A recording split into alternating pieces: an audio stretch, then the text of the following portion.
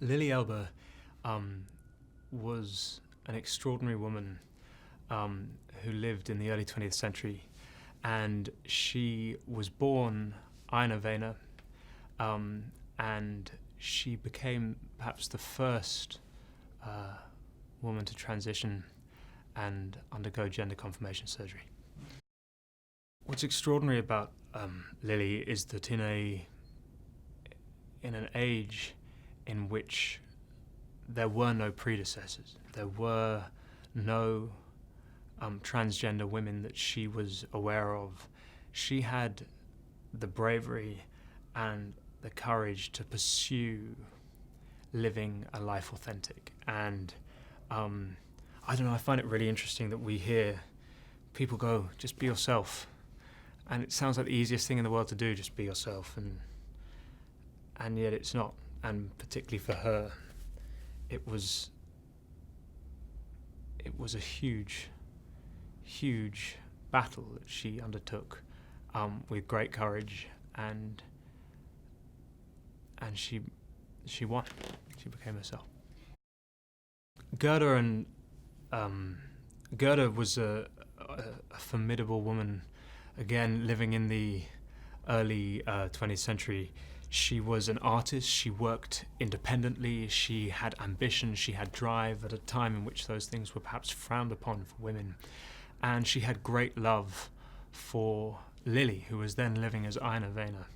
And one of the extraordinary things about this story for me is the profundity of love.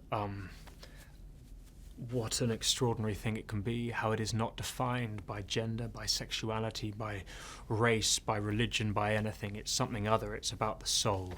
And at its core, the Danish girl is an incredibly unique and beautiful love story.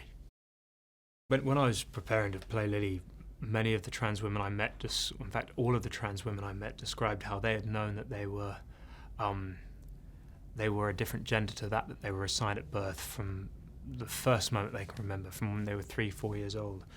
And one of the interesting things for me is there's the most extraordinary drawing of Lily when she was living as Ina, with this long starched collar and this tight tailored male suit, and it's almost as if she and society have constructed this sort of male exoskeleton which she had to unravel.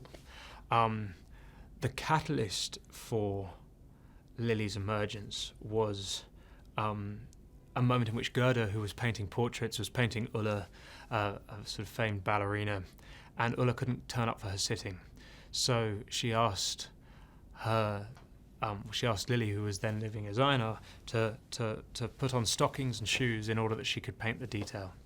And for someone who had repressed themselves for many years, who had concocted an exoskeleton under which, a sort of guise under which to survive, the scene in the ballroom is Lily, for the first time, coming out in public. She has a certain safety in the sense that she has framed it as playing this game with her wife. There has been a sort of playfulness and a caprice in it, but actually the stakes are higher for her.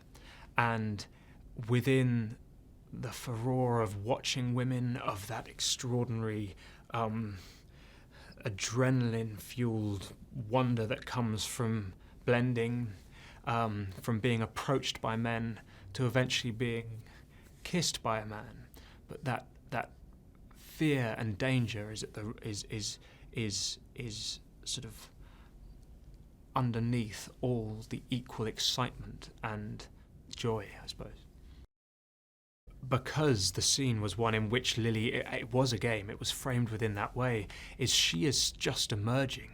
And so she has been living as a man for a long time. She has been wearing these high starched collars. She's been in this sort of exoskeleton of maleness. She is beginning to have the environment in which she can relearn her femininity. So she's watching other women. She is copying.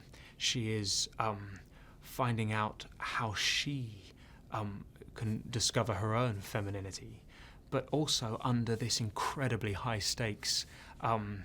You've got to remember at that time, this notion of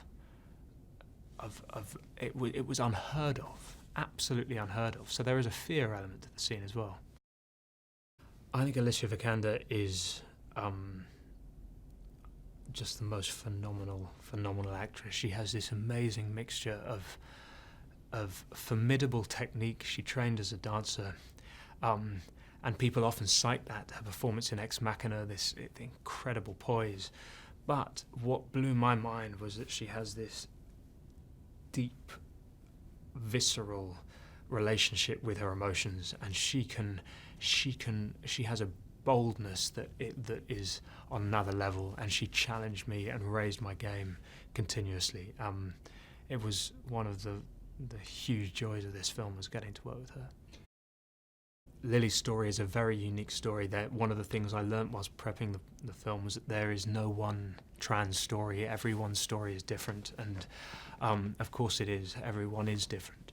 But I suppose one of the things that really touched me is this notion of being yourself. And it sounds like the simplest of things to be yourself, and yet I think it's one of the hardest. Now, Lily's story and Lily's specific life, the courage that she needed to be herself was dumbfounding.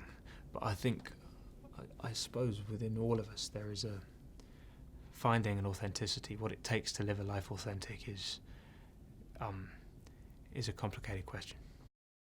I hope that audiences are as moved by the love story that's at the kind of that is the ground rock of this of the Danish Girl as I was when I read the script. I hope that they fall for these two wonderful women who challenged each other, who challenged society, who were pioneers in many ways, almost 100 years ago, and I hope through their story and through their love that they can galvanize us to aspire to live an authentic life.